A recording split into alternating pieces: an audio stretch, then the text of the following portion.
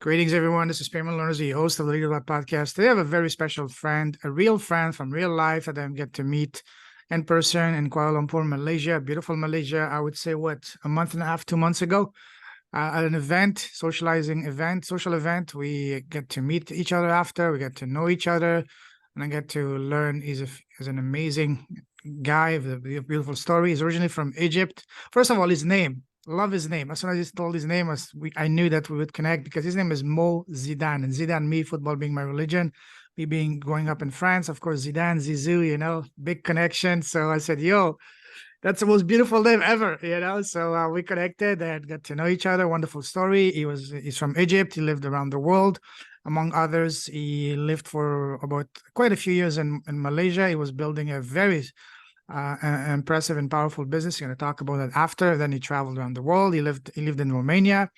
Now he's back in Kuala Lumpur. He's doing great things. So in a nutshell, he's Mr. Fashion. He helps people look their best so they can look their best, behave their best so they can unlock their untapped, unlimited potentials and make people look like $1 million.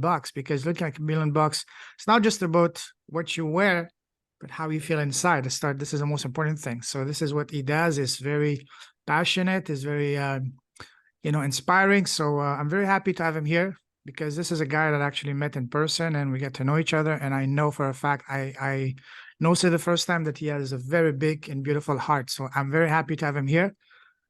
Brother Mo, Zizou, welcome to the show. Thank you. Thank you very much, brother Lorenzo, for having me on your podcast. It's an honor, really. The moment I saw you and we had a conversation, I knew that you're on something big, and I'm very happy being part of it.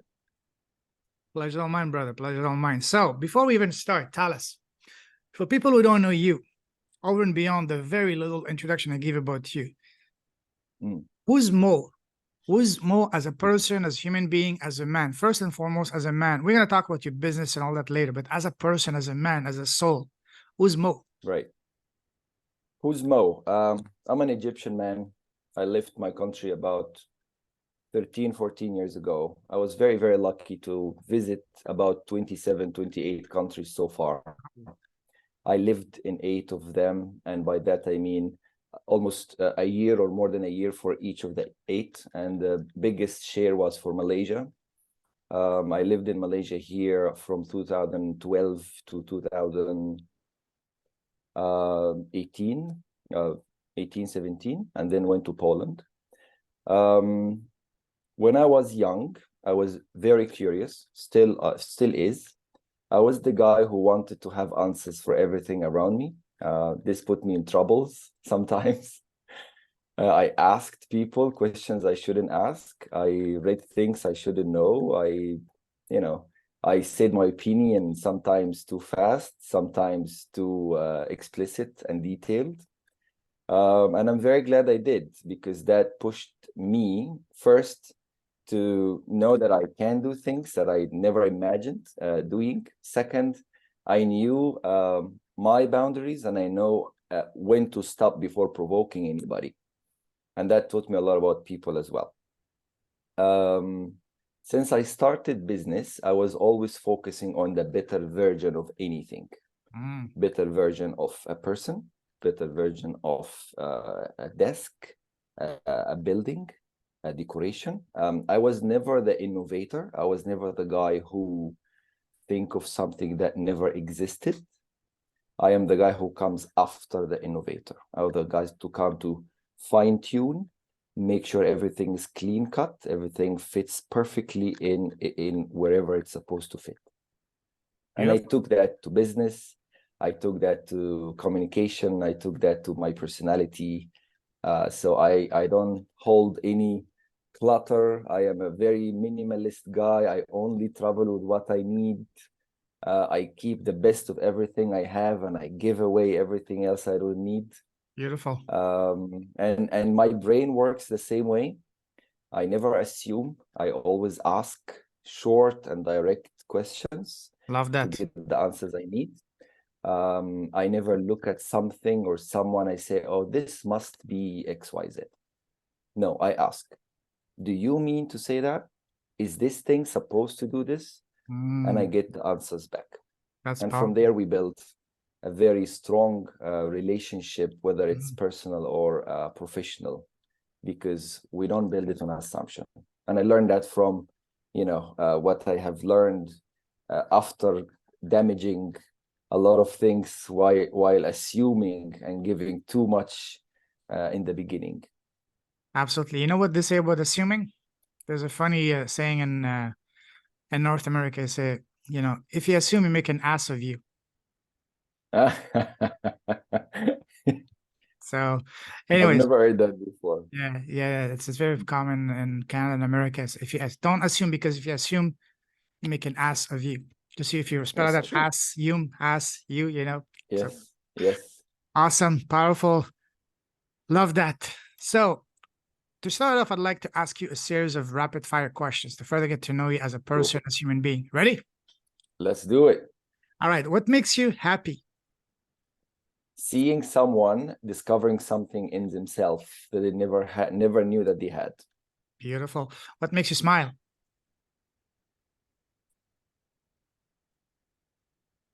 Expectation matched. Expand on that. Smile, not laughing, just smile. It's like it's that smile. It's like means when I'm thinking of something and I have an imagination for it, and I see that what's happening matches my imagination, I smile. Beautiful. Now, let's take the smiling and the happiness a couple of notches higher. What makes your heart sing? What makes your soul set on fire? Justice. I would say that 1,000 times. Justice. Not success, not achievements, it's justice. I'm with you. What's your sign? Zodiac sign. I am Libra. No Actually, way. my birthday was 30th of September, so that's 2 days fine. ago. Okay, yeah, you're a 2 days Libra. I'm a ago. Libra too, brother. Mine is in 3 weeks from now. So that's what I'm going to say. Just as this guy's a Libra. Beautiful. Yes, That's why we connect so much. it's in my Beautiful. sign, brother. I'm born Happy belated for birthday, this. brother. All the best wishes. Thank you very much. Thank you. Awesome. We're welcome. Now, on the other side of the spectrum, what makes you sad and angry? Angry. Sad and angry, yes. Okay. Sad and anger to me are not the same thing. They are not from the same family. So I would start first. What makes me angry? Sure. What makes me angry is when I see someone who does not care. Mm. To me, that's anger. When people start saying or acting as they don't care, not my business, why should I care? Someone else will do it. This just makes me very, very angry because everyone should care. Looking the other side is not humane. Not caring is not brave. I think everybody should care about something. Absolutely. What makes me sad? Let me think about that, because usually I'm rarely sad though. Sad.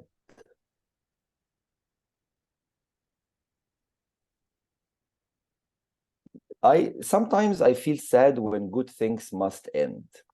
Because we can't stop time, we can't rewind time. So what makes me sad is that I know whatever is happening now is going to end if it's a good thing. Because I feel like I don't have the power to keep it for longer. Makes sense. What scares you? Loneliness. Don't like to be lonely at all. I love being alone. Okay, so a lot of people mix these two. Yes. So I love reading a book alone for 4 or 5 hours. No distraction, no music, nothing. I like to smoke my cigar for 1 or 2 hours. No distraction. I don't need to speak with anybody. I like to sit alone. But the feeling of being lonely is different. You could be surrounded by 100 people and still feel lonely. And loneliness here means you don't feel connected or understood by anybody or even recognized. And I don't want to be lonely. And I was once in one of the fantastic discussions, or the philosophical discussion, and people say, what scares you the most? Right? That was the question. And my answer to that question was to be forgotten after I die. I want to be remembered. And everything I do now goes towards that direction. How do you want to be I remembered? don't know. And I don't want to be remembered just for writing a book. I want to be remembered by changing people's life.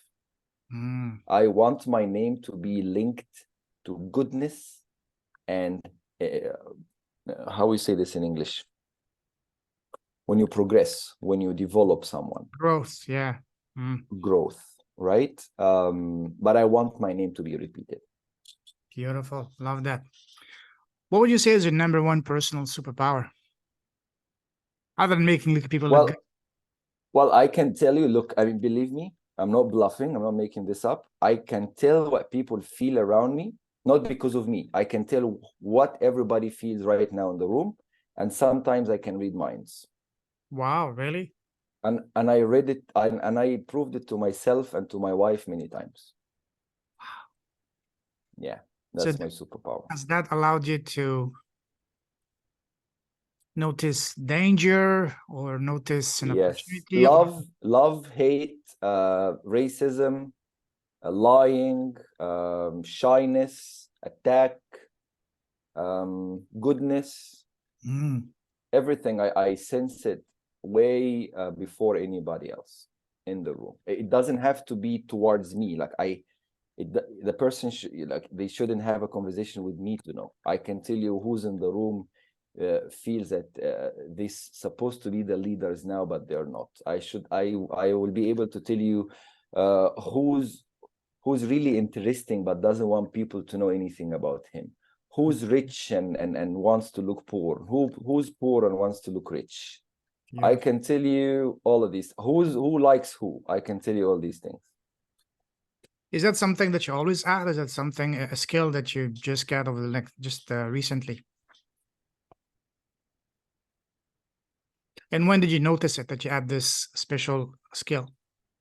I noticed it about 10 years ago. Like I came to Malaysia about 12 years ago. Yes, within 2-3 years in Malaysia, I've noticed, since I was in the middle of all the cultures and the colors. I mean, you know, Malaysia is a special case. I mean, here you can go out on a normal dinner with 9 nationalities. Sure. But that's normal here. So that allowed me to, you know, have a persona or a blueprint for everybody, taking into consideration cultures, age, financial status, and everything. So I think I'm aware of it 10 years ago. I don't know for how long I have it. Since you were born, basically, maybe? Maybe, yeah. How are you using that special ability to help you in day-to-day life and maybe even for business? How can you develop that? You'll be very surprised.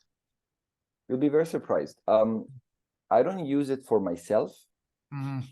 I tell the other person about the person I am scanning, if there's anything good and bad going to the third person.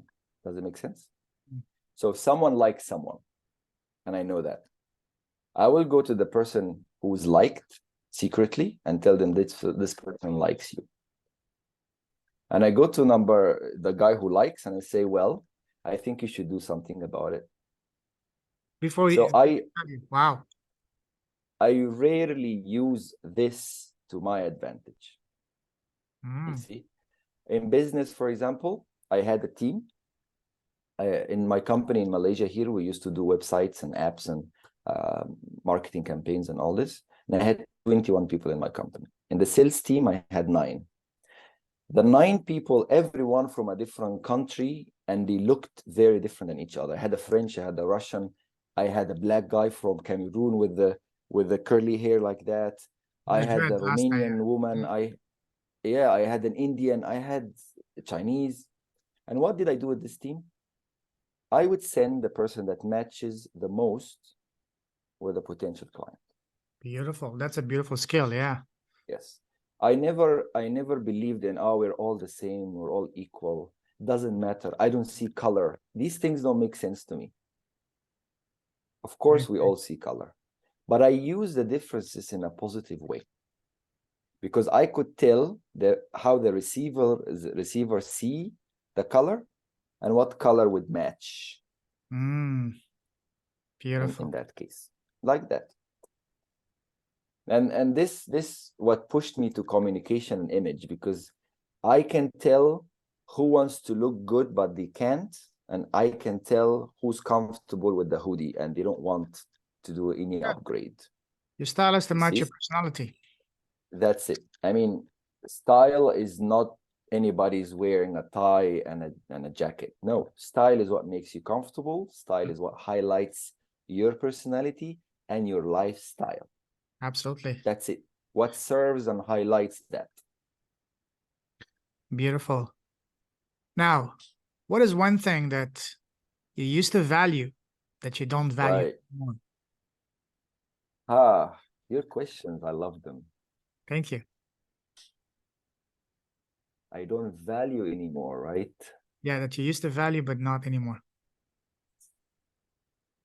I don't want to say money, but I will say things. When I was younger and I started to make my serious own money, I would buy the things that everybody would validate as good things. But now this is the least thing I would ever care about. Beautiful. I never wear anything that has a brand on it. I wear quality. I tailor some of my clothes. My phone is a normal phone. My laptop is a normal laptop. My pen is a normal pen. I don't want to be the guy who's flashing brands everywhere, unless that brand provides something to me that no other brand can. So I don't value the things anymore. I value experiences and time now. Beautiful. Well, you just, that's a segue now. Segue to the previous question. What is one thing that you didn't value before that now you're valuing? Spending time and talking for quite some time. Before, I would call someone to meet for a business deal. Like, my meeting will be about something. I was thinking about this thing and I think you can add value. Do you know a guy in that place? Because I really want to penetrate or enter that company. Hey, I'm looking for this guy to do this thing. Do you know someone? Can you do this with me? Like that. But now I would call you and have a coffee with you and spend 3 hours talking to you, and I want nothing. Just want to talk to you about a subject, navigate smoothly from one subject to the other, let time pass, let time slow down, exchange energy, and then I go. Beautiful. Love that. This is what I value now. And I this happened to me after my mother's death. So my mom had cancer when she was 52 and she died when she was 55. She died 8 years ago. And the thing is, before my mother, I was thinking, oh, she's young and all that. So I was working. She's in Egypt and I'm here. And I wouldn't visit, I wouldn't call and all this. When she suffered for 3 years, and these 3 years were the test for me. Are you going to continue your life the way you lived so far, or are you going to do something different about it? Because there's a test. I choose to change it. So I didn't intervene in any sales in my company. I made the company autonomous, and this taught me something very good in operations. This is one of the things I teach company owners now to do, autonomy and delegation, because I understand it very well now. I had to delegate. I did not want to answer emails. The last thing I wanted is to go to a meeting. So I wanted to focus on life, my mother, myself, am I a good son, and all these things. When she left, I wasn't shocked. Actually, I wanted her to die because the last days of her life were very, very, very painful. We amputated her both legs above the knee. We amputated one breast. She got very, very obese. She was sitting on the couch. We feed her food from the blender. She was a completely different person, and she would forget my name and she would forget who's talking, and nobody wanted to see her like that, and we couldn't fix it because cancer came to the brain in the last stage, and you can't do anything about that. I'm very sorry to hear that. We were looking at her. And I mean, we were helpless. Money doesn't mean anything, and this also take me back to my previous answer to your question. what did I used to value and I don't value anymore? Money, because I knew that we don't have any financial problems, that as a family I could pay to any doctor or any hospital to take care of her, but we were getting the same answers from everywhere. Some of them were direct and sharp about it. Some of them were diplomatic and soft about it, but the answers were the same. We can't do anything. I'm very sorry. Yeah. For the last, thank you very much. For the last days, she was leaving, and she was leaving us slowly, so it was not a shock. And that taught me a lot of things in managing time, in managing emotions, in being prepared, in reorganizing my priority list. And I'm very happy I went through that test. Man, thank you for sharing this. I'm very sorry to hear that. There's a lot of drama, but I don't want to share with you, because Nah. when cancer comes to a family, sadly, the person who has the cancer is not the only person suffering. Oh, absolutely. Everybody around that person suffers. And my father is still alive. He is 76. We are 3. I'm the oldest, and I have a brother and a sister. I have 5 aunts. And you could see everybody's getting a share from that ripple effect. Sure. Like someone is getting something from it. You would see relationships change. You will see the topics you talk about are different. The way you move in your day is different. Looking at food is different. The idea of love is different. Time seems different. All these things are different. Absolutely. The idea of power and control is different. You realize, wait a minute, I'm not in control of anything. I'm just lucky. Yeah. Because I was a control freak. I was that guy who asked the team about everything. I need to be CC'd in all your emails. But now I don't even look. Trust and delegate. Yes. Yeah, it's fine. You give a wrong price, you apologize, not my business. Or it is my business, but it's your problem. Yeah. No. Listen, man, thank you for sharing this. I'm really sorry to hear that. I feel your pain. I went through the same. My mother also ascended due to cancer upon the same age as yours. My father also. Oh, wow. So both of them.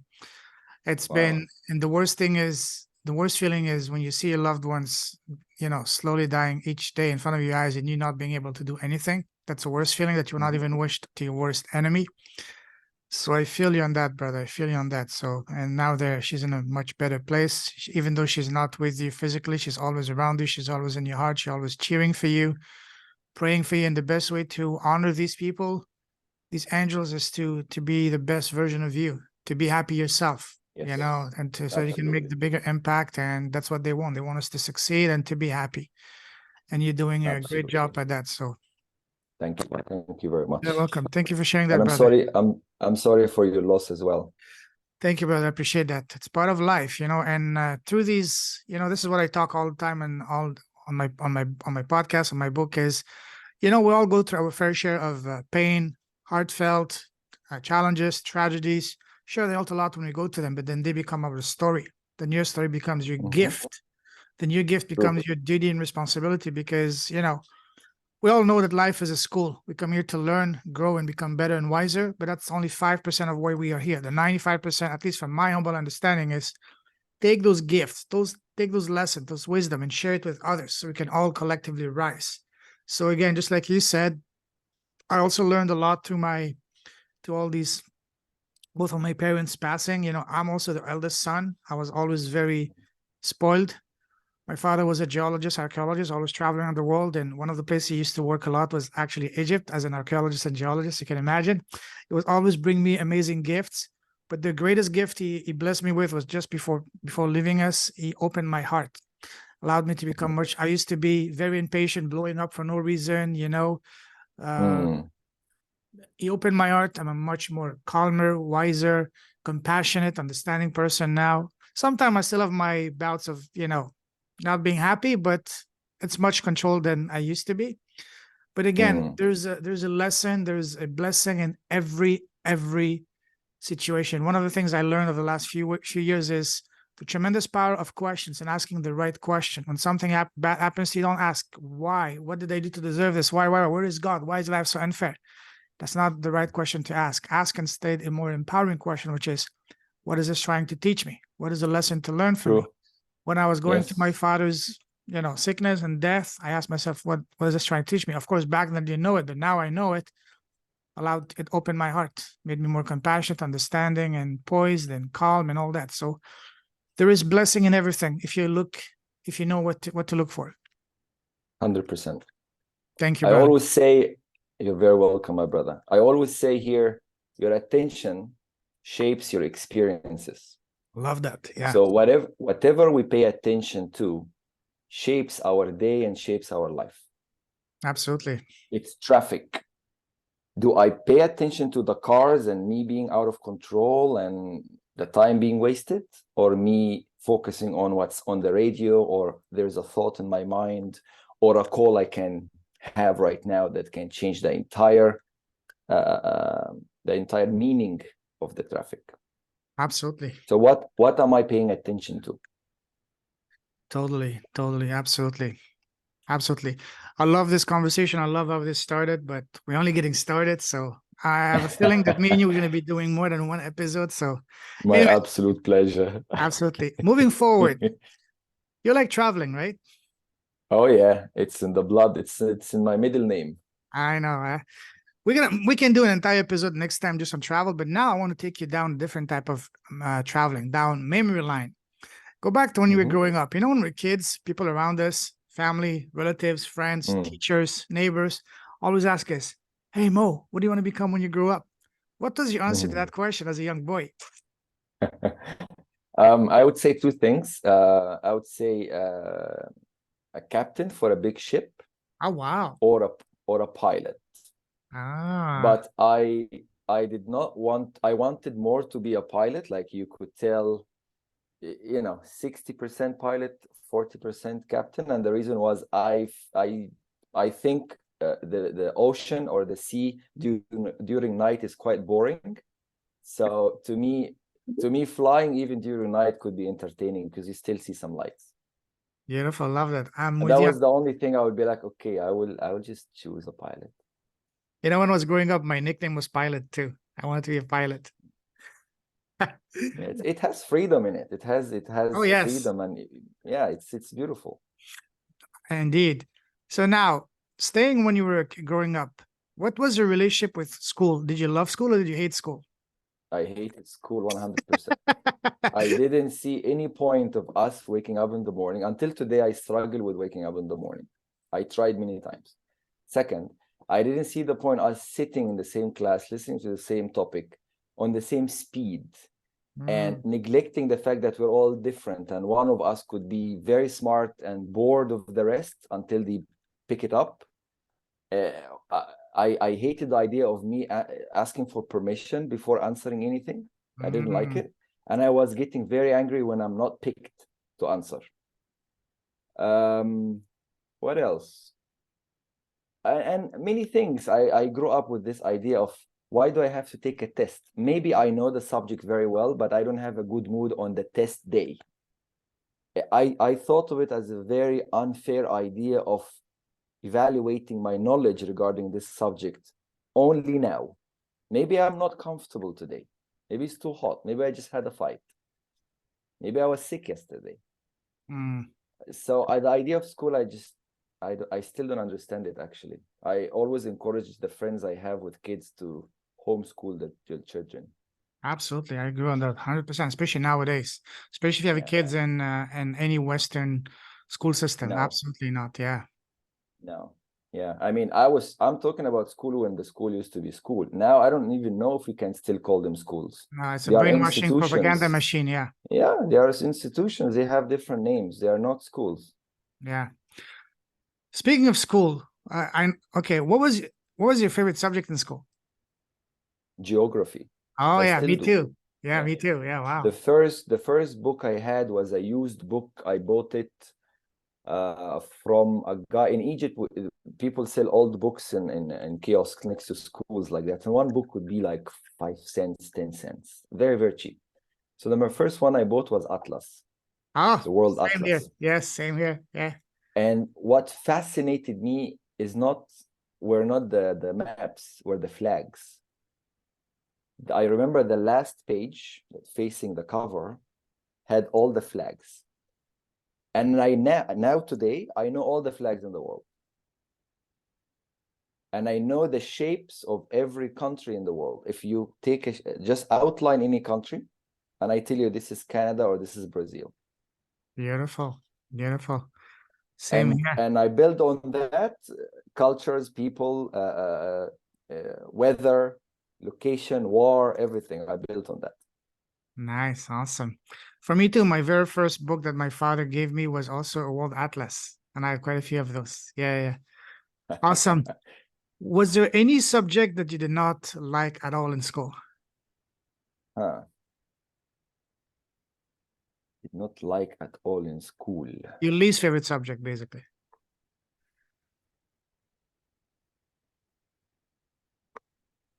I would say Arabic grammar because it was very hard. Like my Wow. mother tongue is Arabic. Now, for people who are listening to us, Arabic is spoken in about 22 countries in the world. Is about 450, 460 million people speak it. We do have dialects in each of these countries, but the written Arabic is one Arabic. We call it the standard Arabic, like the official Arabic. So the grammar for this Arabic is very complicated for two reasons. First, it's a very old language. Second, nobody uses this anymore. So the things we learn now in school, you only need them when you're gonna write a book or an article. Even if you're gonna speak on TV, you don't need to be that formal anymore. So I just, again, this took me back to the idea of why do I need to do this? What's the use of it? So I didn't like that. Makes sense. Makes sense. Moving forward, what was your very first job? And do you remember how much you get paid the first time that you actually worked? Even a small job, whatever. Yeah. Of course. I was 13. I was working with a gentleman who does ceramic on the floor. Oh, nice. So my job was to mix the cement and the sand. And once he come and make his perfect job and make the ceramic one level, my job was to come after him, put the white, what do you call it in English? Gyps or gypsum? Yeah, Gibbs, yeah. Yeah, the powder, Like the this. white powder. Yes, my job was to put that powder between the tiles and put some water and make sure they won't leak. And then brush it and make sure that the dry cement is gone and the ceramic looks good. And I was paid, I think I was paying 50 cents US cent by today's exchange. Was that per hour? Oh, a day. Yeah. Holy by today's exchange. Yeah. Wow. Okay. Wow. You've come a long way, my friend. Child labor. Oh, big time. Slavery, you know. Wow. Okay. Yes. All right. And he was feeding me once. I would eat lunch with him. Ah, nice, nice. Moving forward, imagine that we're in the same class in grade 10, grade 11. What type of student were you? Were you the shy one, the quiet one, the nerd one, the life of the class, the chatterbox, the super athlete? What type of kid were you? I was the guy who will bully the bullies. Ah, the justice. Oh yeah, okay. I was the guy who makes sure that the big guy is beaten. I was the tallest in the class. Oh yeah. And because I do have a brother that is who is 2 years younger than me, so we fought a lot. So the idea of fighting and punching was natural to me, and kicking, because we did this home like Practice for fun. like practice. So I was the tallest. I would always sit in the back and make sure that anybody takes somebody's sandwich is beaten. Oh wow. Anybody push someone is beaten. All the time like that. That was my job. Beautiful. Love that. Yeah. Now, when you were in school, were you popular with the ladies? Yes, all the time, by the way. I was never rejected by a woman, by the way. Awesome, awesome. Love that. Cool, cool, cool. Always. Now, let's see. Beautiful. Moving forward, how would you describe your path from the moment you left school to now? would you say it's been pretty much straightforward, smooth? Once you get into one lane, you were set for life, or was it more like turns and twists, like a roller coaster? An absolute roller coaster. Yeah. I don't know. There is a meaning behind that. I don't know if it would be one line, I would stick to that line because I like to disrupt things. I like to challenge boundaries. I like to try. I don't know if it would align. I would just keep walking in that line. But it was a roller coaster. I changed majors many times. I changed networks, places, companies. I established 4 companies myself, my own companies, businesses, and I worked for people. I consulted. My network changed many times. What were the companies that you started? Briefly. First company was a recycling company in Egypt. I would collect crashed glass, cardboard, and plastic from businesses and households, and I had a small hydraulic compressor to make them like cubes and sell them to factories. Second business was here in Malaysia, having the websites and the apps I mentioned and the marketing campaigns. Third business was in Romania, when I had a company that produces customized clothes for children. So we call them the blanks. We buy the white t-shirts and the white onesies, and we embroider names and faces and customize shapes for the children and sell it to the parents online.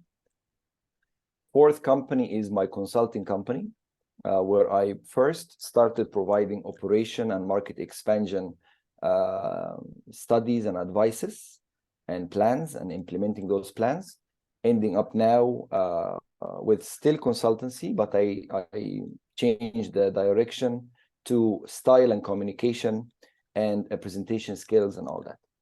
Beautiful. You mentioned you lived in what, 8 countries? I lived in 8. I can tell you quickly. Yeah, just the name. Which ones? Yes. So Oman, Libya, Germany, Poland,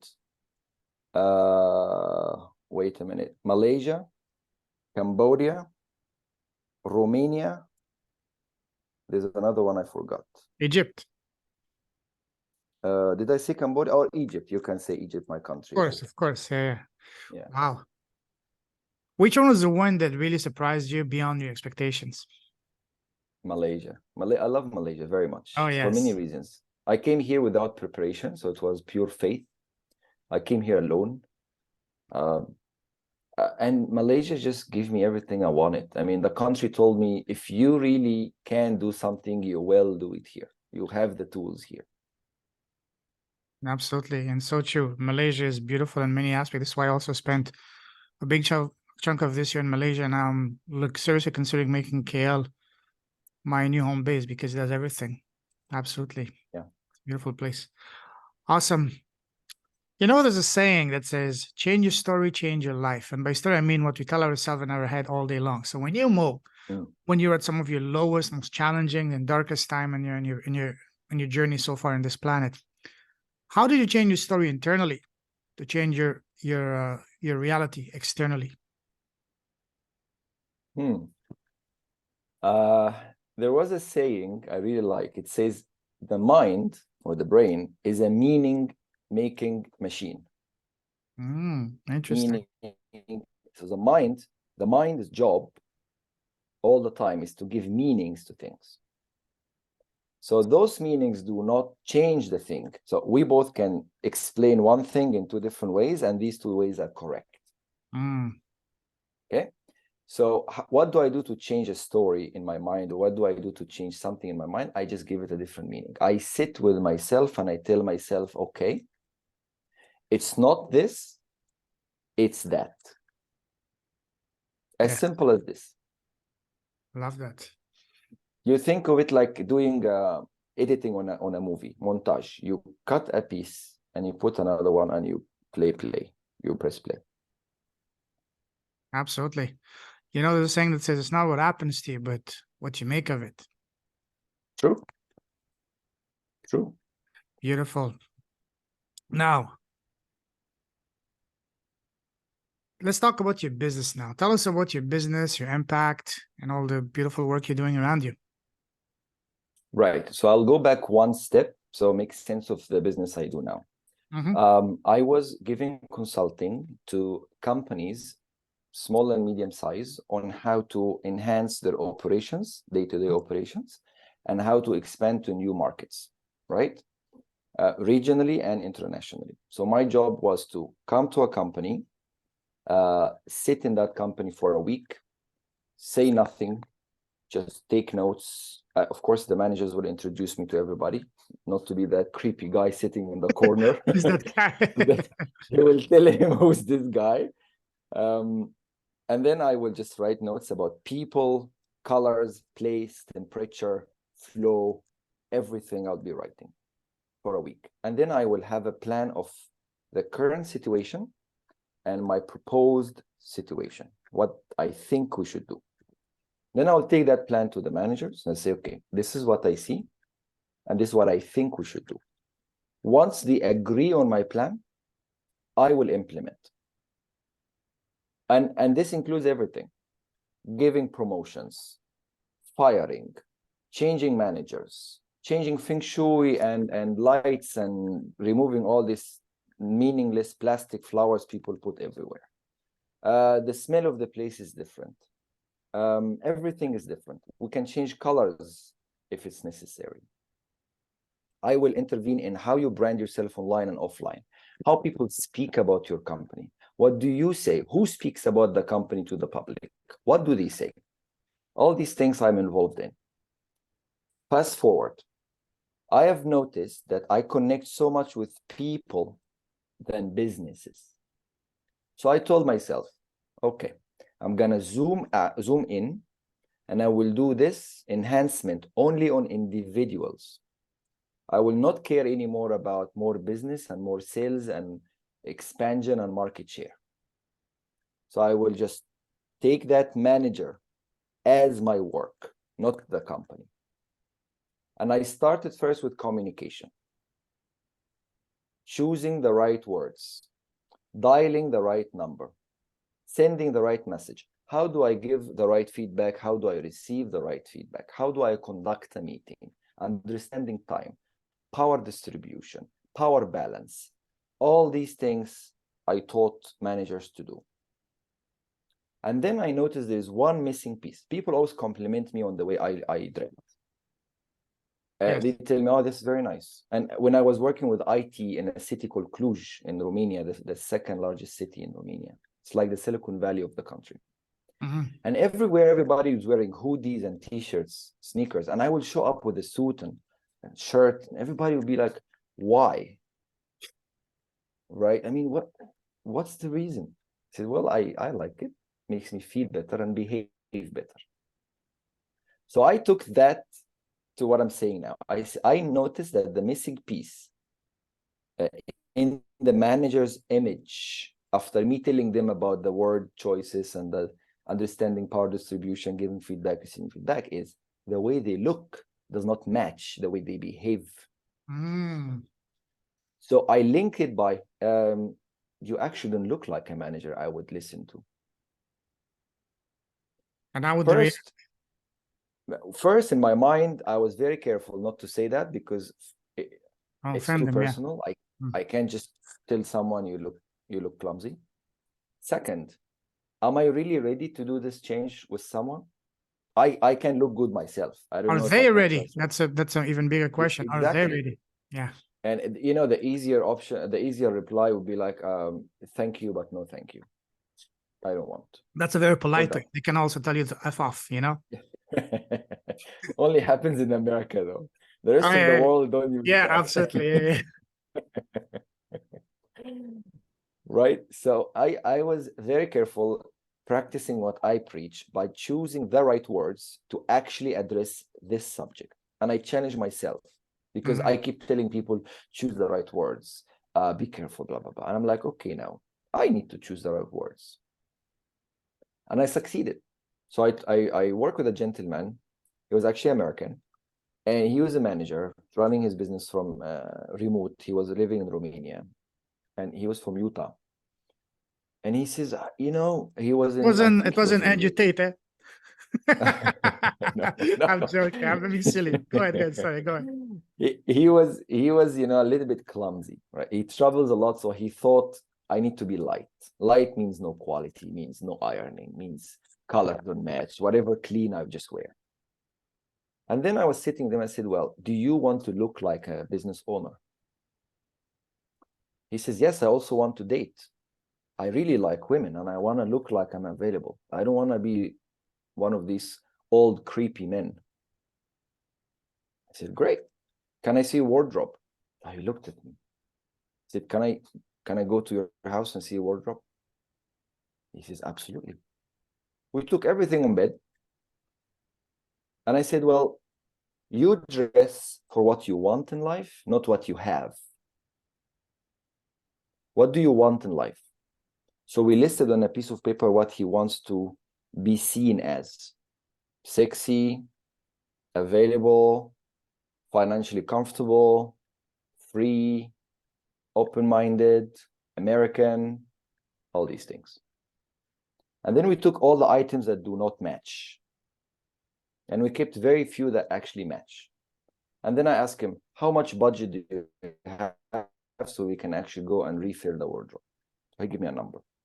So I spent 2 days by myself, going to all the malls and the shops, choosing for him what would match with him mentally. I didn't buy anything. And I would write the shop, the color, I'll take a picture on my phone, and I would just write notes. And then when I prepared a tour, I took him the third day. So we went exactly where we're supposed to go. So I saved his time. We bought the items I think they will match with him. We just tested the color, reflection on his skin, the fitting, and his liking, because he needs to like it too. Paid, went home, I styled him, and we never looked back. So from that day, I applied style. It always starts from how you look first. I was mistaken working first on how you talk. Now, the beginning is how you look, because I see you before I speak to you. And most people think, oh, it's very complicated. I don't want to iron shirts every day. I don't know how to tie a tie. Nobody's going there. Nobody. So we reverse engineer the style based on the person's life, not based on what I want or what Instagram says. No. And when people feel comfortable in what they wear, they actually behave better and they choose better words and their body language changes. And that radiates positivity, and then it comes back to you in a better way. Your vibe attracts your tribe, as we say. Absolutely. You see? And that's what brought me to what I do now. I am an image and communication specialist who help people to talk and behave their best and unlock their potentials. This can be someone in university who doesn't know how to speak and very shy, or thinks that he's very shy, to someone who wants to date someone and doesn't know what is a first date looks like and doesn't want to be too pushy or too shy, to a couple who don't know how to speak to each other, to a gentleman who is a father, and I actually met that guy in Romania. He was a very famous lawyer, and he says, my kids do not respect me at all. He had 2 teenage boys and they just call him his name. Now, people who listen to us from the West, they will think that's not a problem. If you're my father and say, morning, Lorenzo, to you, this is fine. But where I come from and in the East, that is not fine. Same for me, yeah. Impolite, right? Very. And you come from the same culture. Mm-hmm. So I'm like, okay. And he was sad because he can't hit them for that. He loves them. And he say, morning X, I don't want to say his name. And he would be like, how do I fix that? I said, well, you transmit the wrong message. That's why they respond in the same way. You come back home tired, you don't want to talk to them, they want money, you send them money. Then they are not your buddies, right? They don't see you as a father figure. And if you want to know more about their life, you become silly and pushy and annoying. And why do you want to know? I mean, nothing. How was your school? Fine. So this could be also someone I work with, because I don't start with the father, like most people might think. I actually start with the children. I teach table manners, conversation manners for young adults. I speak to people who own companies and run businesses and have a problem in delegating, have a problem in clearing their mind and being time rich, because the problem nowadays is cash rich, time poor. I don't have time. And you want to meet someone and say, can we do it in 3 weeks? Really? You don't have an hour for 3 weeks? I find it very difficult. Yes. See? In the last days in my company, the one that used to do websites, it was so automated that I would only work 4 days a week. So every Friday, Saturday, Sunday were day off, were weekend for me. And my weekdays were only be 4 hours. Because everything else is taken care of. I will go and give a speech here. I will go and have a meeting there. But I wouldn't worry about waking up in the morning and checking emails, because if I don't, people don't. No. And in Romania, I had a client had exactly the same problem. He had 15 people. He had a company that does e-fulfillment. And his problem was, if I don't come at 8, nobody comes at 8. Oh, wow. Like if I tell them, please open at 8 and start work and I will see you after, he would be surprised people will not start at 8. Wow. If he goes home sooner for any reason, people will not work the same after he leaves the office. Sure. You see? And I said, it's not their mistake, it's yours. And he goes, how? I said, you are sending the wrong messages. It's not a Tom and Jerry thing. Yes. Right? Because if the environment is toxic, you can hire the best and he will learn from what you have now. Yes, very true. I've learned this very, very valuable lesson, right? And I will end here, this answer. The only thing a business owner need to master, and he cannot delegate or she cannot delegate, is atmosphere. Your only job is to create atmosphere, the right environment. atmosphere. Right environment, yeah. Finance could be outsourced, marketing could be outsourced, sales and inventory and HR and legal could be outsourced, but culture and the right atmosphere cannot be outsourced. The right environment, that's huge, yes. That's it. And that is your main job as the captain here. It comes down to the tiniest detail. Happy birthday. How did you do with the car yesterday? Because you told me it broke down. Did How's your your wife family? deliver the baby? Yeah. Yeah. Did you have delivered the baby? My condolences for your cat. Hey, nice dress. Oh, who has this cake? This is really nice. It's my favorite. All these things are important. You make people feel seen And heard. recognized. Important, yes. That's it. They will pay you back respect, honesty, work, all these things. You know, absolutely. There's a saying that says a true leader, a good leader, is not someone that menaces and threatens, but someone that inspires, that leads by example. True. Beautiful. Love that. What would you say is your ideal client avatar? Client avatar? Your ideal client avatar, your ideal client persona for your business. Client. Your, Do I need do I choose an animal? No, your ideal client avatar, Persona. ideal client prospect. Yes. Oh, I see. Okay. When you said avatar, I thought of those little pictures they choose for profiles. No. Okay. Someone that would listen and try the suggestions without understanding them fully first. Does it make sense? Yes, they work mostly with men, with women, what age group, what industry. I would say mainly men, 90% men by choice. I really want to focus on men. Age group, I would say a young man of 15, 14 years old, all the way until 70, if they still care. A father, single man who wants to date again, a business owner, or anybody else. But to me, to narrow it down, anybody who's open for having a discussion and understanding that you have not reached your potential yet, and please allow me to show you the way. So that would be ideal. Speaking of that, from your experience and talking to all your clients so far, what is the number one pain point, number one reason that has been holding back these people to reach their full potential so far? Not important. Expand on that. I hear you, but I don't know if what you're saying is going to change my life. Do you really think changing the color of my shirt or the way I speak will make me get paid more? Do you really think my wife would listen to me if I do this thing? Do you really think my teenage boy, out of control boy, would actually have a conversation with me if I ask him that question? If I get rid of this thing I have, you think my life would be better?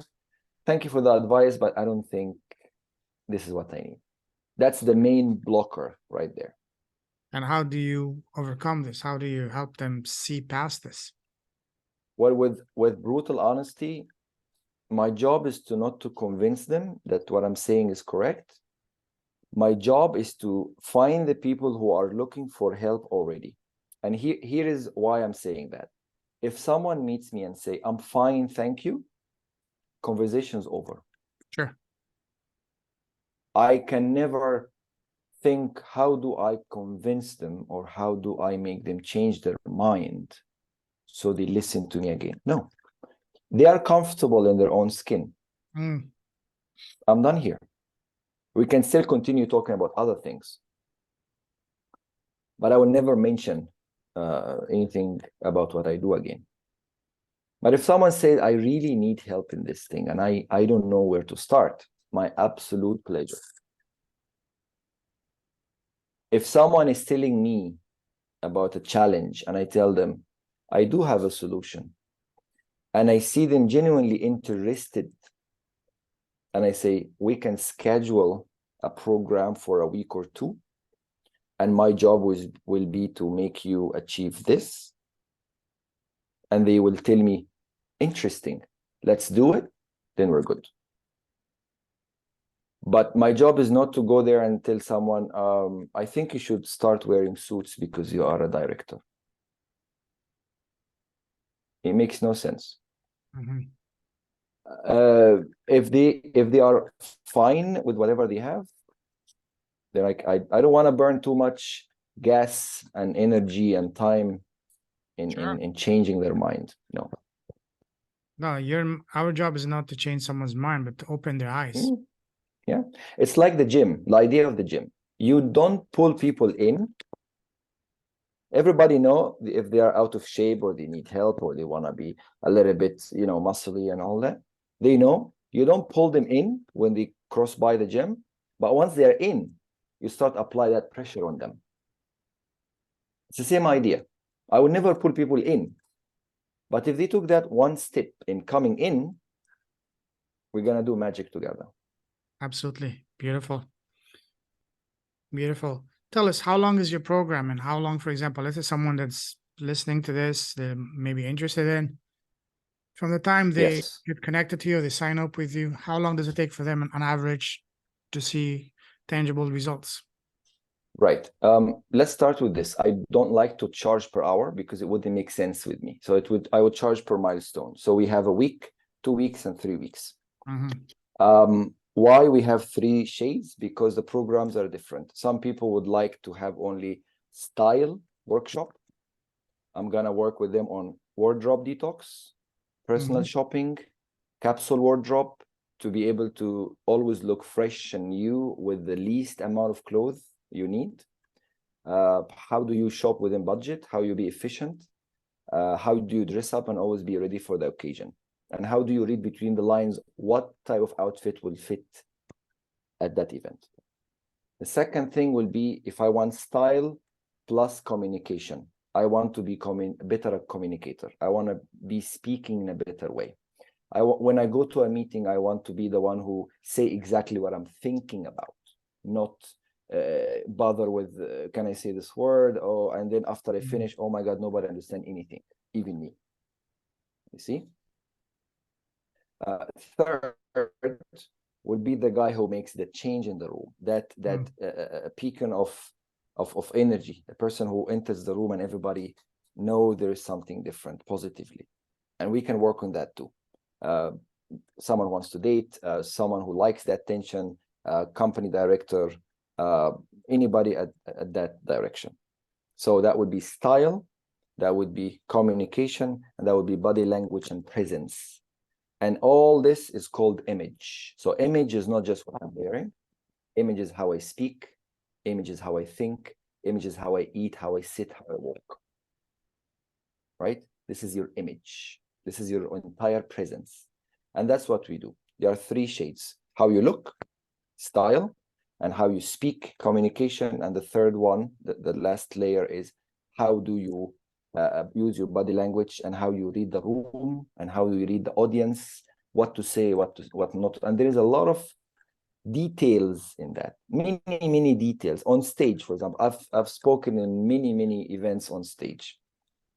Only here in Malaysia, I've trained more than 5,000 students. I was a part of a program run by the government.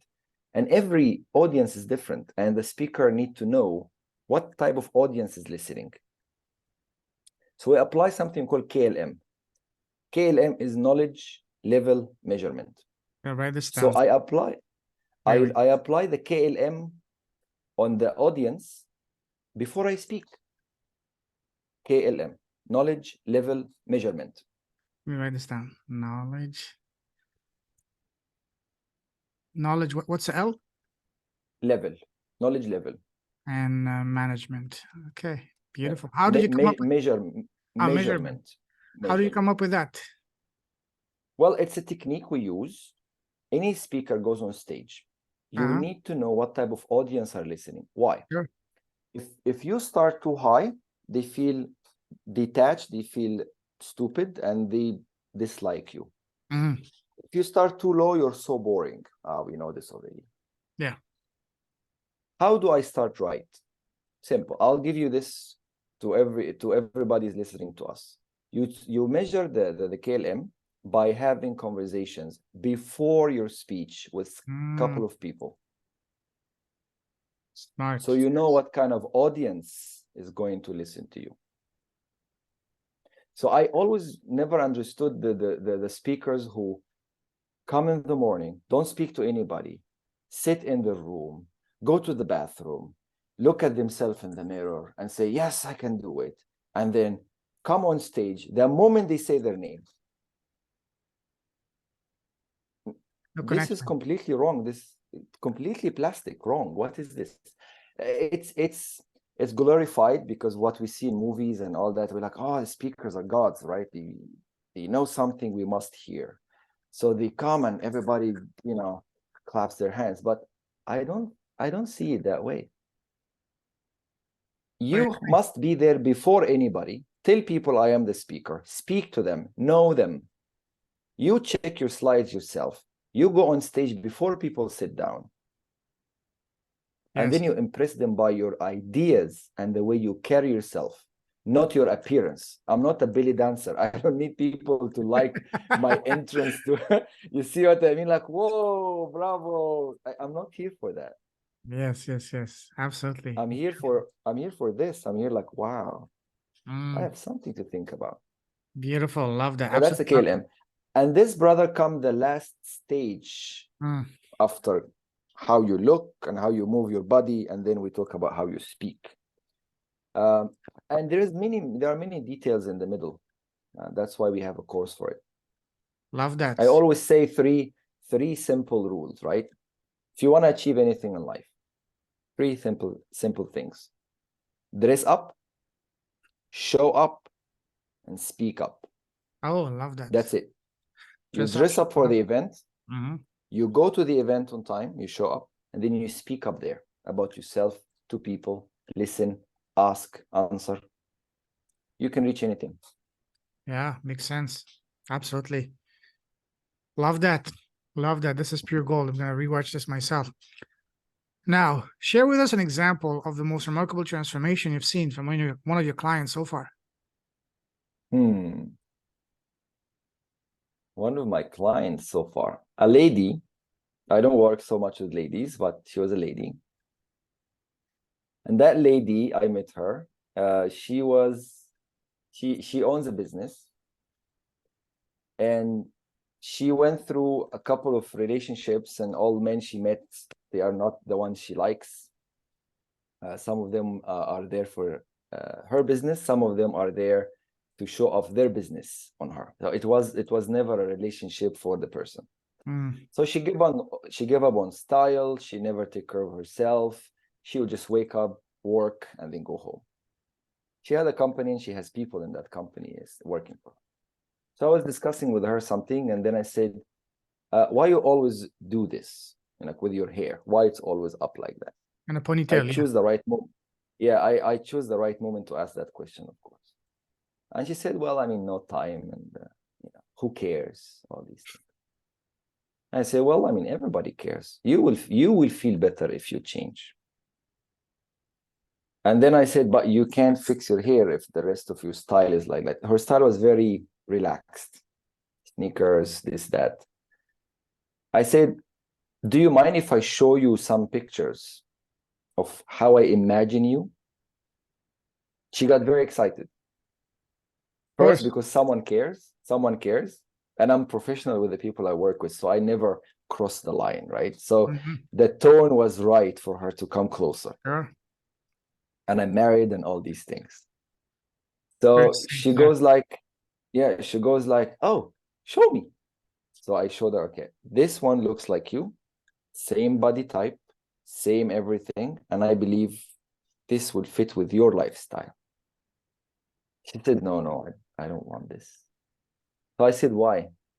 She was not ready for the attention, Lorenzo. She developed comfort with her being in the corner. It's okay not to be noticed. And I found that unfair. I took it personally. I said, okay, this is my mission right now. I said, would you trust me for one outlet? Like, can we just go and choose one outlet? You wear it once for me as a business partner, because I was working with her on other things. And come and tell me what were there. First, what did you feel? And then tell me the reactions you received. She said, fine. I choose the hairstyle. I choose the things she wore. We bought something together. The fitting, the color, everything I chose. And she just listened for one outfit. We call it one look. And I met her the same day in the evening. I said, tell me. Wearing it? She said, I can. Yes, wearing it, but after her day. I said, tell me. She said, I can't believe it. I was smiling. First, I was excited before sleeping the night before, like a child before Christmas, like, and then you wake up and then you open the drawer and you know you're going to wear this thing and you know you look good in it. And then she wore it. And then she received compliments from everybody. Of course. Nice hair. And we choose everything, perfume, everything. And everybody was giving her compliment about different things. And the way she spoke was slower, was elegant, was different, was a woman in power. And she said, I like this thing. And I saw in her eyes, and I saw to myself this, it's that simple. Once you fine-tune the way you look, you force yourself to behave in a different way. Most people don't see the importance until they live it. And this was one of the one of the best moments of my career as an image and communication specialist. Because Absolutely. I've seen that you are the same person. You're going to the same job. It's not like your first day in a new job and you want to make an impression. No. These people know you. And this made me feel, oh my God, if I can just have that superpower to make people listen to me for one day and do what I want for one This day, is and then we key. talk Yeah. after. Mhm. We will be in a completely different position. Sure. Because most people who say I don't want are actually afraid of the unknown. No, I don't want. How can you say I don't want for something you never tried before? It's a coping mechanism. They just want to protect themselves. They're just afraid. Right? They're scared. They don't feel comfortable getting out of the comfort zone. This Exactly. is it. Exactly. I'm not ready for what's going to happen to me. Yeah. They think they don't have the tools. And Mm. I also taught that lady to reply compliments, because good that I remembered. Most people who start changing are not ready to receive compliments. So they feel confused. When I tell you, oh man, you look great today. Most people will say, oh no, don't worry about it, it's fine. Or not really. Or they will say a shy thank you. Thanks. No, I mean, take it. I mean, stop everything you're saying and fix your body language to the person and pay back. Say, thank you. That was very nice of you. Thank you for Right? noticing. Yes, thank you for noticing. Thank you for saying that. Pay it back. You know what? This will give you also a good reward. Like, you will feel good as well. I mean, Totally. why would you kill a momentum like that? Right? Just give it back. And the Yeah. person will take it from you. And I guarantee you it's not dying there. Now And then you're gonna start that snowball effect. make their day. You uplift the state, the Absolutely. moral, whatever. It changes their day. Absolutely. I do this every day, brother. Yesterday, I had a Grab ride. I entered the car, an Indian young gentleman. I enter the car is perfect. The temperature is great, smells great. He's very polite. And he is listening to one of the Indian Tamil movies. He's listening to like a small screen. Hmm? He's not watching it, he's just listening to it. And the like I can listen with him as well. So the movie has some music in it, and it's really nice, like quiet music, not dance music.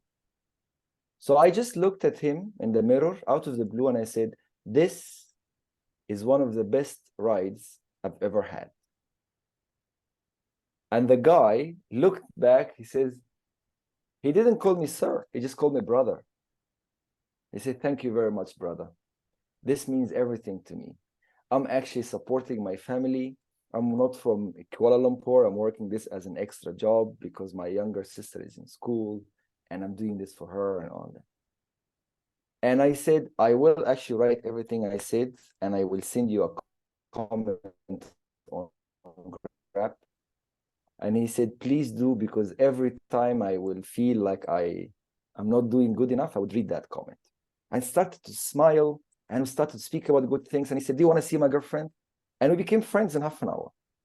Beautiful. Right? I was smiling, he was smiling, and I guarantee you, once the ride ended, I carried that out and he carried it out.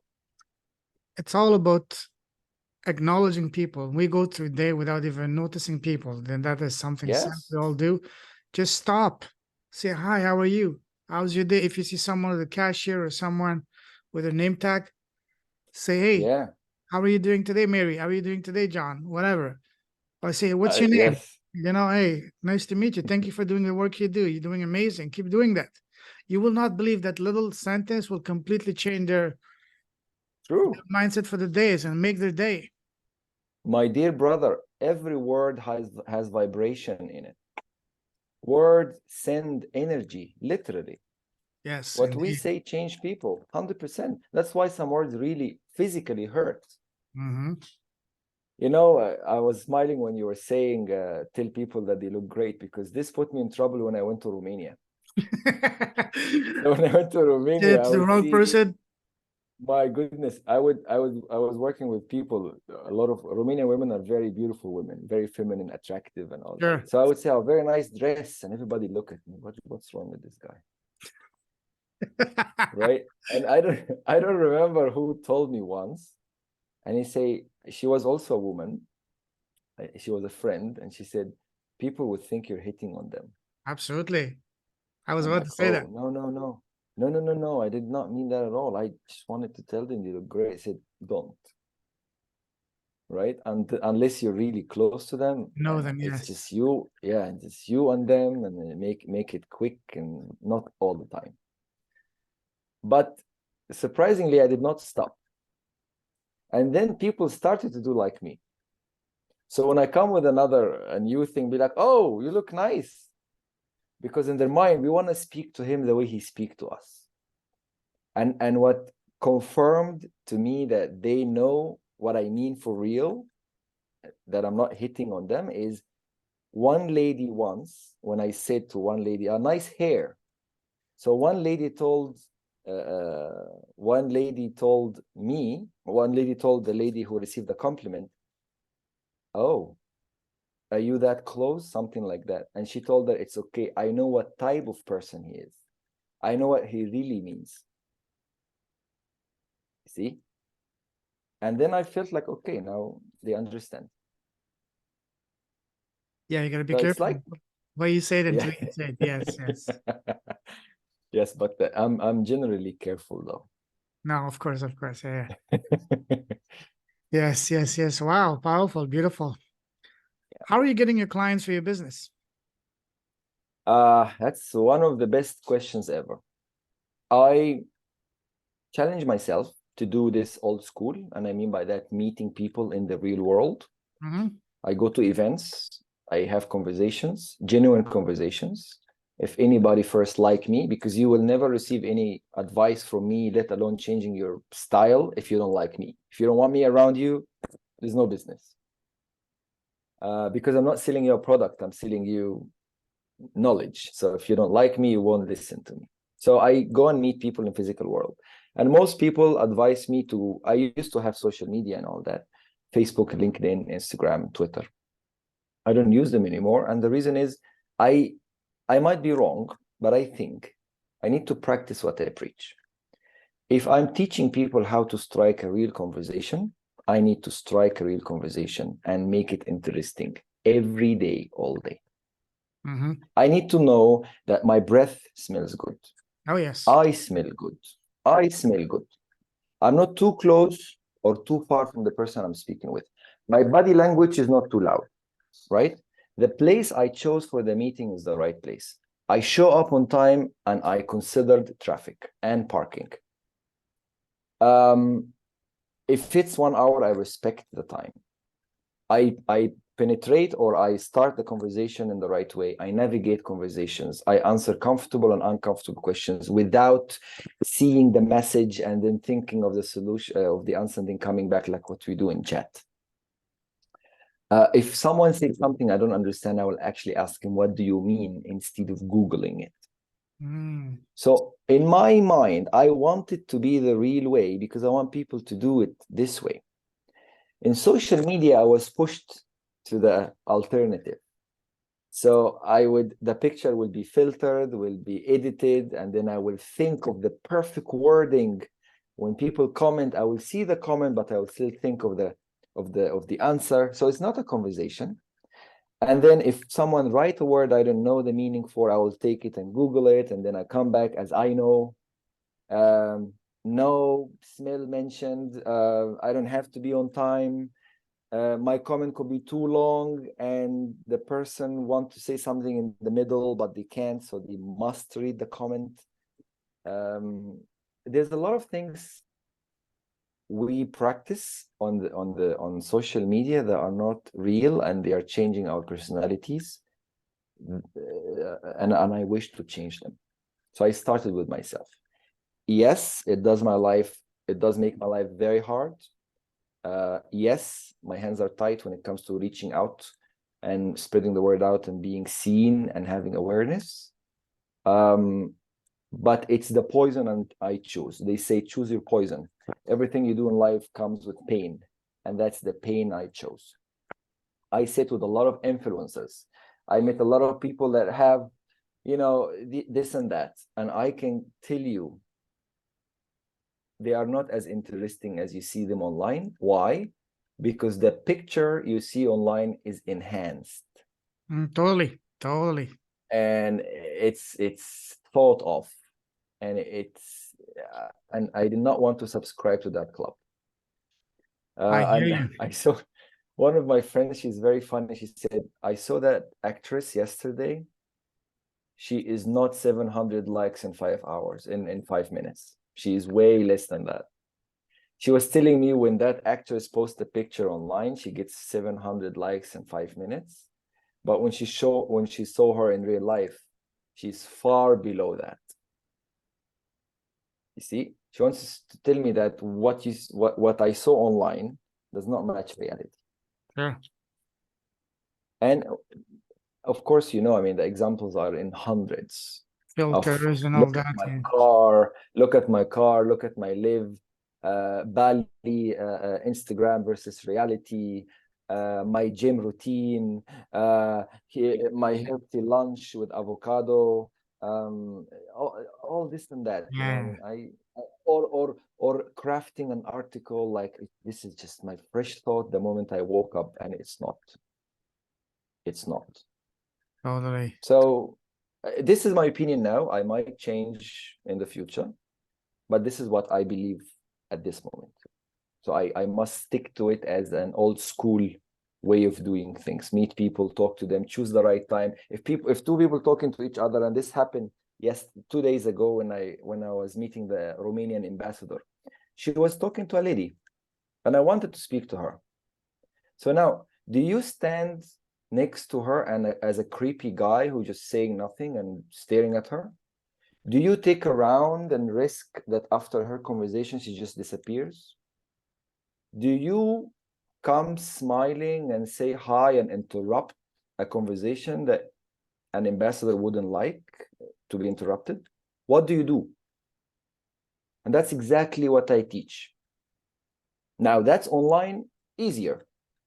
Your Excellency, pleasure connecting with you. I would like to tell you 1, 2, 3, bye-bye. My name is Mo.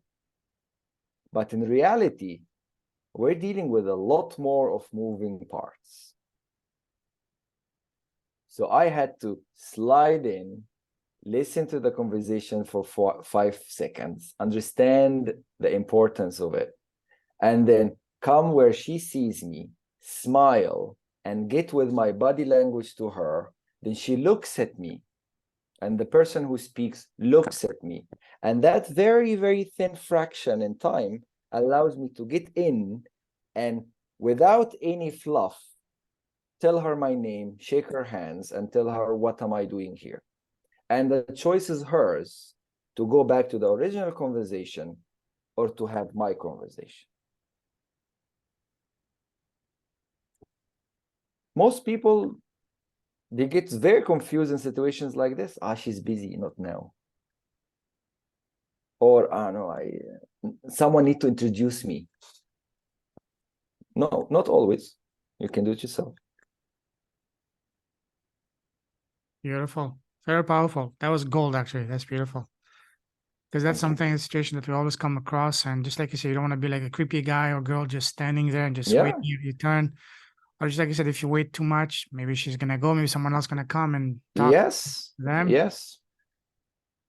I like that. So you just position yourself in a way that she can see it with open body language, smiling, positive. Yes. And when she looks at you, you just smile, say hello. Mm-hmm. If they replicate hello, say, hey, my name is Mo and this is what I do. Pleased to meet you. Yes.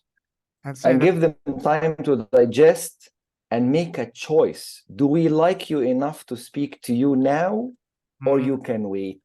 Because a lot of people think they are very interesting and then they start pitching. Well, good pitch, wrong time. You don't pitch from the beginning. No. I always say, let them digest. You give them 2 lines of talk, let them swallow. And then give them more. Absolutely. This is beautiful, powerful. Thank you. We Thank can keep you. going on for hours and hours, been almost an hour and a half, but let's start to wrap things up. Right. Finish off. What would you say is a cause that you're very passionate about? A cause, a purpose? Two things I can think of right now. I will start with the bigger one, is again justice. I don't like, when I grew up, I did not know what is racism. When I traveled, I knew what is racism, and I wish racism to end. Things that are based on race. Yes. People are treated better than people because of race. This is what I mean by Race, racism. religion, culture, looks, Yes. whatever. Yeah. Color, yeah. Yes. The other thing that I would wish to contribute to or change is beauty. I love beauty. I live by beauty. I love everything I see and do is beautiful, organized, clean, neat. And if I have the power, I would make more things beautiful. Beautiful. I don't like ugliness in anything, in talking, in walking, in decoration, in colors, in anything, in attitude. We Libra, we're very big in anything that is art, that is beauty, that is vision. True. So 100%, yeah. very passionate. So of course, it's very driven about purpose, about helping, about justice, just like you said. Absolutely awesome. Now, to finish, I'd like to ask you a series of rapid fire questions on advices. Ready? Okay. Let's go. Yalla, habibi. Shoot. All right. Okay. Shoot. What would you say has been the best piece of advice you've received so far in your life?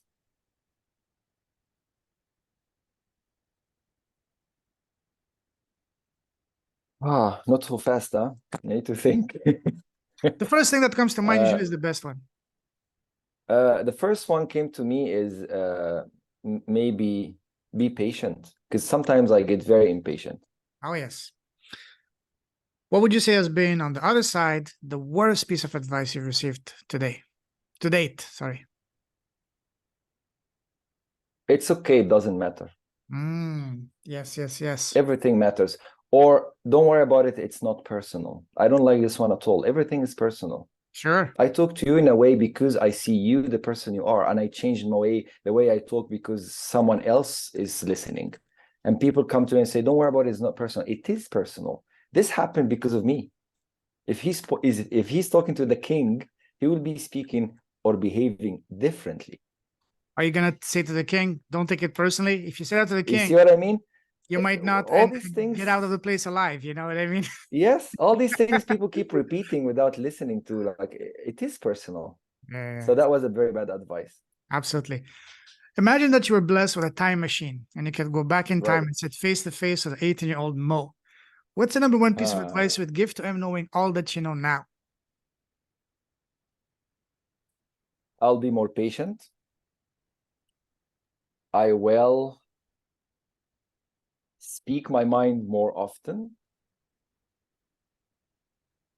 And I did more of it, a lot of it when I was young, but I will still do more.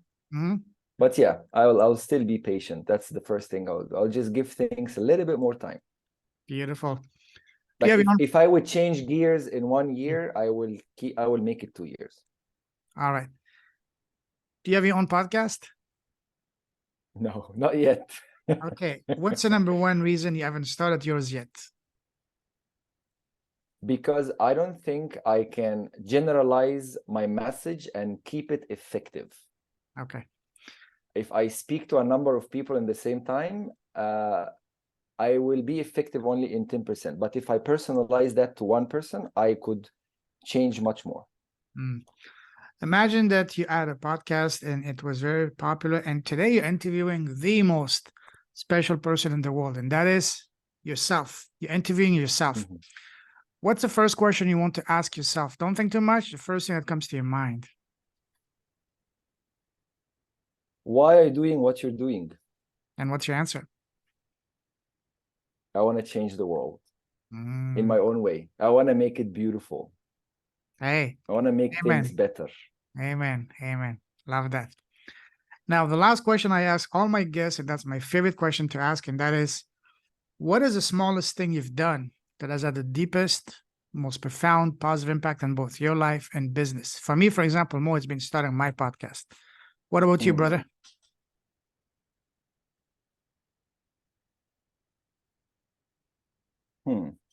I think what I did was I was in Cambodia and I did a website for a very small hostel for free, and I gave it to the guy and I taught him how to manage it, and I just left without getting paid. And I told him, it's yours. I saw the impact that I can do if every business allowed me to do so, and I made the guy very happy, and I tested myself on delivery. I could deliver, and I took that to the next level. And that was the genesis of your business. Yeah. Okay. Well, yes, that was the seed. That's beautiful. That's very beautiful, especially when you give and help to people that have nothing to give back to you in return. That's the most amazing, amazing feeling. I call it orgasm for the soul, because it really touches you at the deepest level. You know what I mean? Of course. Yes. Awesome. If someone wants to connect with you, what's the best way to do so?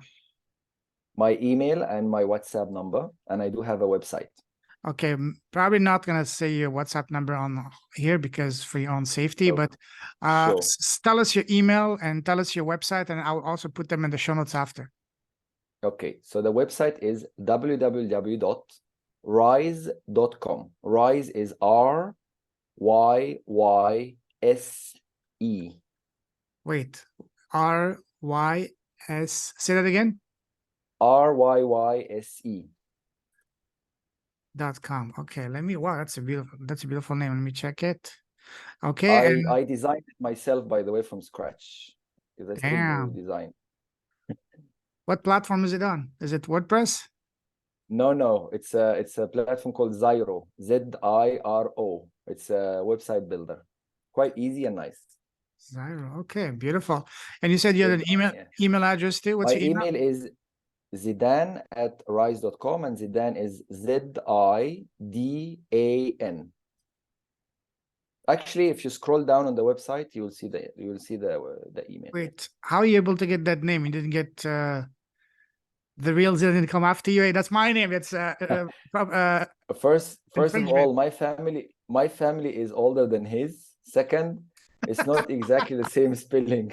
Okay. That's okay. He has an extra E in the end because he's French. We don't want to create a diplomatic incident between France, Algeria, and Egypt, but that's a different story. Zizou, stay calm, brother, okay? Awesome. Listen, brother, absolute pleasure, honor talking to you. Absolutely love your passion, love your story, love your heart, and the impact you're having around you. I salute you. You're truly leader with a heart. Keep shining a light. Keep blessing the world with your presence, your impact, your everything you're doing by beautifying people, giving them the confidence to really unlock the full potential. Keep doing that. You've been blessed with many, many, many beautiful gifts. So keep doing that, brother. Stay safe, stay awesome. God bless you. Talk to you very soon. We're definitely going to be talking soon. Take care. Thank you very much. The pleasure was all mine. Thank you for the invitation. Thank you. Very welcome, brother. Very welcome. Cheers. Bye-bye.